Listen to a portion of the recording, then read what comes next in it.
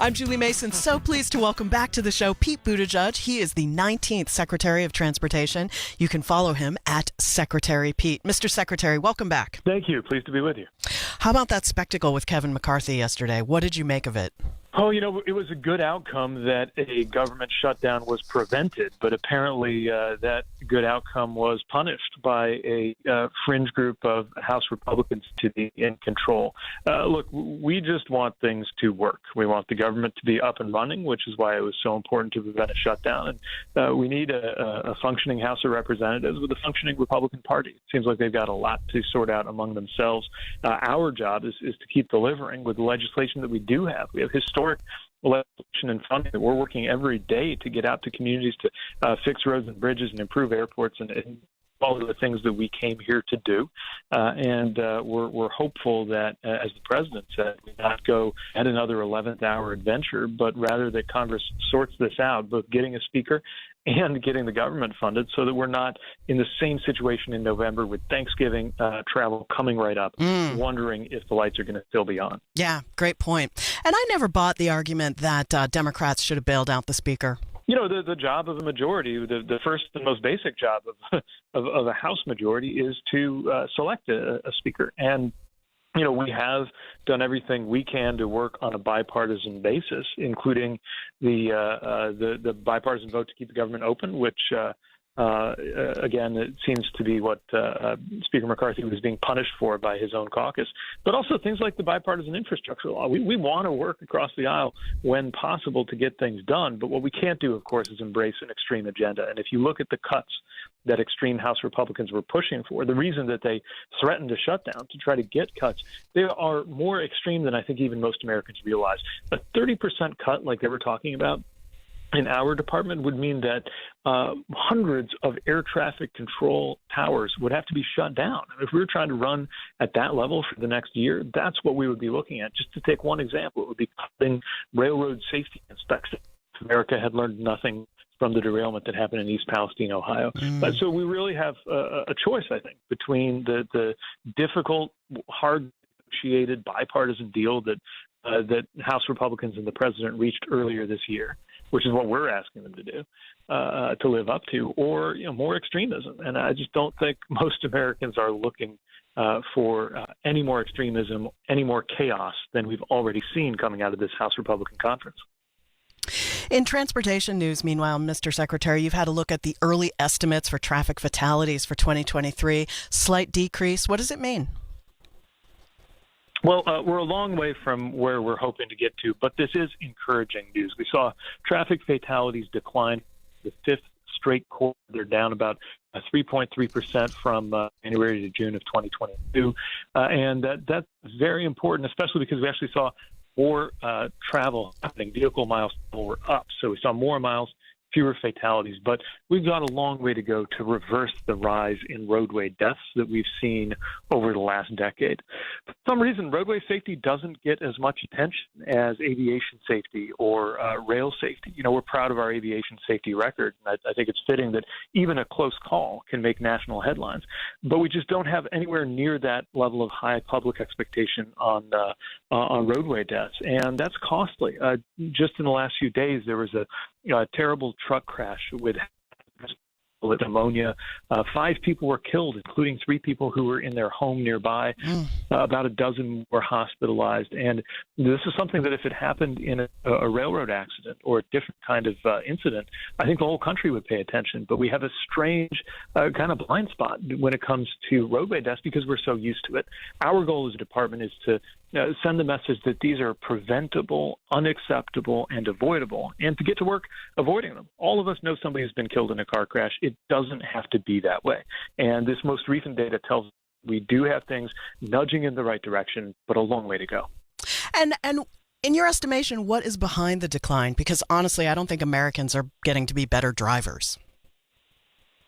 Well, we've been pushing on several fronts We're working to make sure there are safer vehicles, safer road design, safer drivers, safer speed, and a better standard of post-crash care and emergency services when an incident does happen. All of those, we think, add up to real tangible improvements in roadway safety. But a lot of it does come down to awareness, behavior choices, really basic things like driving at a safe speed and wearing a seatbelt. So we'll keep encouraging drivers to do their part while working on our part to make sure that technologies are keeping with the times, including a proposed rule on automatic emergency braking that would make that standard instead of an option, because we know that can save lives. And we're sending directly to communities around the country to make street designs themselves safer. We've learned so much over the last few years and decades about how to design roads so that crashes are less likely to happen in the first place. All of those things, I think, have played a role. All of those things need to continue. My guest, Secretary of Transportation, Pete Buttigieg. Mr. Secretary, we're still without an FAA administrator. How big a problem is that? Well, we need a confirmed administrator. As we speak, the nominee that the president put forward, Mike Whitaker, just completed his Senate testimony in the Commerce Committee. That's a key step toward getting the vote that will be needed to confirm him. He'll have to go through the committee and then to the floor. But from what I can tell, the hearing went quite well. He really is a very, very qualified person, has held key roles both in the FAA and in the aviation industry. And we really need it. I was over at the FAA yesterday. We have a wonderful team there doing great work, but they need and deserve a level of certainty that comes with having a Senate-confirmed administrator in the post. With all of the pressure on the system, the progress we've made, including flight cancellations now back below their pre-COVID levels, we've got to work to keep that up. And that includes hiring new air traffic control staff. It includes getting technology that the FAA has needed for years. And it involves leadership. And this is a key part of that. And what can you tell us about the Airline Passengers with Disabilities Bill of Rights? So this is a especially good week to be talking about this. We've marked the anniversary of the Air Carrier Access Act. That Passengers Bill of Rights helps passengers to assert the rights and protections that they are entitled to under U.S. civil rights law. We're not stopping there. We have rulemakings underway to make it easier for passengers with wheelchairs to use airplanes, and we think this is vitally important. We're also calling on airlines to do the right thing when it comes to handling wheelchairs. I have heard from so many people, friends and advocates, who arrive at their destination, but their wheelchair is damaged or destroyed. And as they often point out, for other passengers to imagine what that's like, you have to imagine arriving without your legs. And sometimes it can take weeks or even months to get those wheelchairs back. So we have endorsed the idea of a private right of action so that passengers can take further legal action.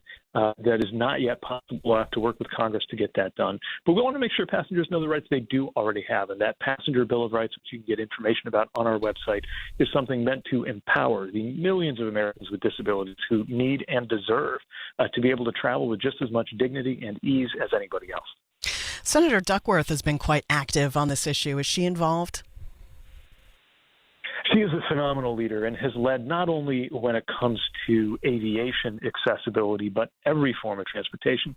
As a matter of fact, her leadership helps make sure that there is a part of the president's infrastructure package called ASAP, the All Stations Accessibility Program, helping legacy stations, a lot of rail stations around the country that were built before we even had the ADA, before we had the Americans with Disabilities Act, and therefore they're still not compliant. We're bringing hundreds of millions of dollars of funding each year out now to fix those stations. And, you know, when you do that, it's not just doing the right thing for those with disabilities who are wheelchair users who need to access transit, and it's not just benefiting everybody else. And I'll tell you, as somebody who pushes a stroller and sometimes uses the elevators on the metro system here in D.C., I know anybody who's ever pulled a rollerboard bag or pushed a stroller benefits right alongside wheelchair users. But most importantly, it unlocks the potential of those wheelchair users to fully contribute to the communities and the economies that they live in. So it's doing right by them, and it's making everybody else better off. Finally, Mr. Secretary, it's LGBTQ plus History Month. What are the big plans over at DOT? We're making sure that transportation is accessible to everybody, and we're celebrating our own diverse workforce. There was a time when being LGBTQ plus meant that you couldn't work in the government. I think everybody knows about the ban on, for example, openly serving gay members of the military under Don't Ask, Don't Tell. But if you go back a little further into our history, the 50s and the 60s, you couldn't even work as a bookkeeper or an astronomer. People were hounded out of their jobs in federal service. For no other reason than who they were or who they loved. That's changed, and we need to make sure that we recognize what it took to bring about that change and honor the fact that all of us are better at our jobs when we can come to work as our whole selves. Pete Buttigieg, the 19th Secretary of Transportation. You can follow him at Secretary Pete. Mr. Secretary, thank you so much for your time today. Thank you. Pleasure speaking with you as always.